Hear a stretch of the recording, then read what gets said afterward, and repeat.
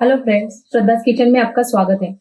मैं आपके लिए लेके आई हूँ मैंगो लस्सी। तो चलिए क्या क्या सामग्री लगने वाली है उसकी तरफ मुड़ते हैं। ये लिया है मैंने 2 कप दही। ये ली है मैंगो प्यूरी। प्यूरी करते टाइम ही मैंने शक्कर डाली है अपने टेस्ट के हिसाब से।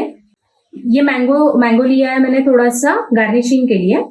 ये है थोड़ी सी चुटकी भर इलायची पाउडर और ये काजू फॉर गार्निशिंग के लिए। तो हम स्टार्ट करते हैं लस्सी कैसे बनाते हैं।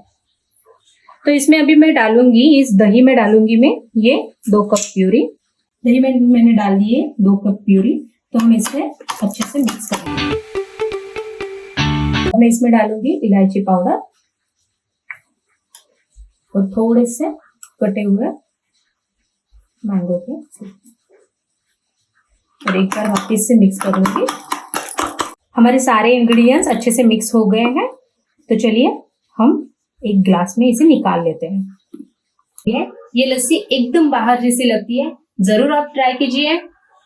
आप फर्स्ट टाइम मेरा वीडियो देख रहे हैं तो शेयर करिए, कमेंट कीजिए एंड सब्सक्राइब करना मत भूलिए। Thank you.